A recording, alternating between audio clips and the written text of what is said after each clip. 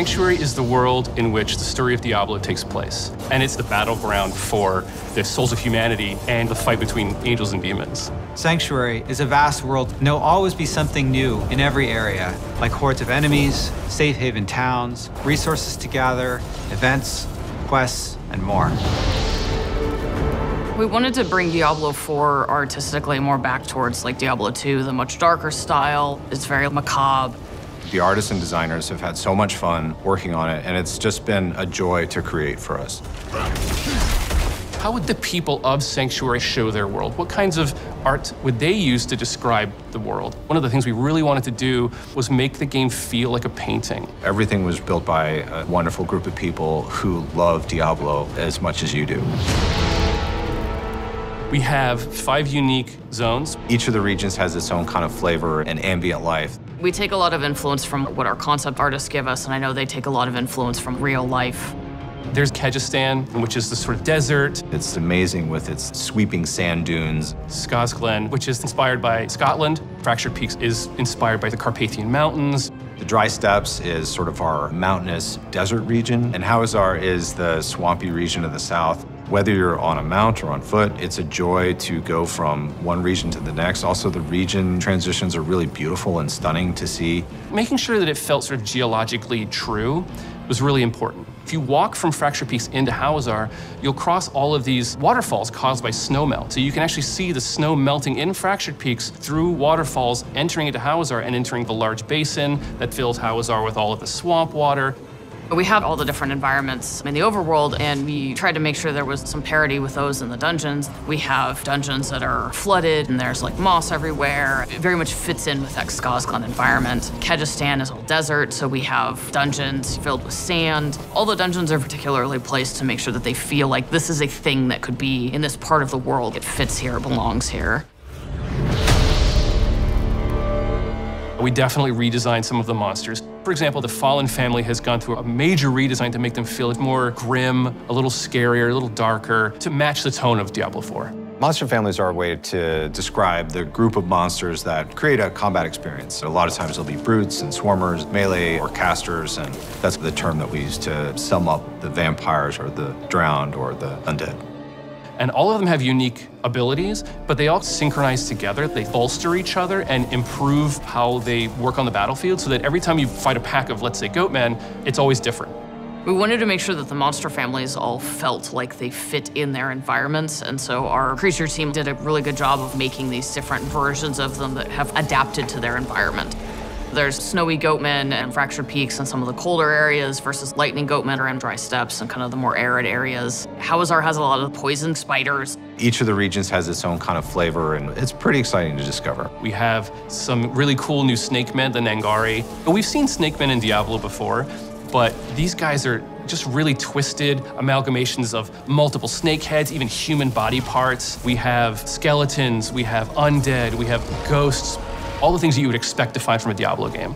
Spiders have been around in Diablo forever, but the spider host was a cool new twist. It's a giant spider that attaches to a corpse and then puppets it at you, and when you kill it, it explodes with tons of baby spiders, and then those little spiders come after you, and I feel slightly guilty about traumatizing a lot of people with it. We also have wildlife, deer, snakes, bugs, dogs. You can pet the dogs, by the way. So many people ask to pet the dog.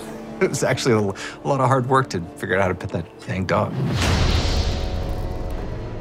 You have so many activities that you might run into. It could be a stronghold, it could be side quests. You might have key dungeons to do. There could be bounties to pick up. You might encounter a world boss. You might encounter an invasion event of some kind. We have much longer, sort of narrative-heavy side quests, and we have some shorter side quests, so you never feel like you're always doing the same thing. The pacing is always a little bit different. One of the things that I really loved about our announcement was the By 3 They Come cinematic. I was able to build a quest where you actually get to go to those places. You get to go to the town. You get to go inside the chapel. And I work with some incredible dungeon designers to build the dungeon from the cinematic. You're gonna get to go across the bridge that you saw to the actual room where Lilith was summoned. I don't want to spoil too much, but I'm super excited to have players see it. Sometimes it's kind of nice to just walk places, because that's a lot of the times when you see these little events. You might find a demonic altar that you need to feed your blood to summon demons to then defeat for all of their loot. You might find a ghost child who's trying to find the remains of their parents, and you have to protect them. We have strongholds, which are a sort of large area that you can enter, and it has its own story, its own setup, its own sort of art that sort of tells a very specific story about this location, and those stay unlocked permanently once you've beaten back the darkness. We did a lot of figuring out the balance between like how much space do we need for players to play through these dungeons versus how much space do we need to make them look cool. My favorite is this one called Endless Gates. It's got these teleporters, and these teleporters actually take you to other dungeons. So you'll end up in a cave, a crypt, or one of the ancients. And every time you go in, it's designed to change. And there's dozens of villages and towns that you will run into. The cities and towns are designed to be hubs. They're havens. They're places where you can find other players. They're good places to do all of your usual inventory management. Each region has its main city that you can get lots of side quests and lots of activities. We've really crafted the world to feel like there's always something just around the corner to find. In Diablo 4, you actually get to walk Sanctuary. It's a massive place that you can seamlessly explore with no loading in between zones, which is something brand new. It's a very immersive experience.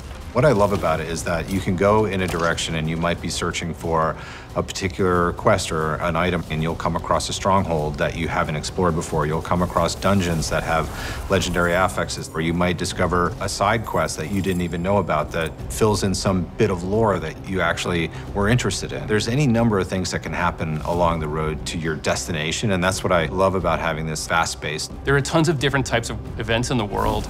It's been created to feel full of things to encounter, full of secrets to discover, full of characters to interact with, full of stories to find. We have these altars to Lilith that if you can find them, they will give you a permanent buff to all of your characters across the game. There are tons of them hidden everywhere. We also have these massive world bosses that are so big the camera actually has to pull out even further, and you're gonna have an opportunity to fight these bosses with your friends or with strangers to take down these huge world bosses.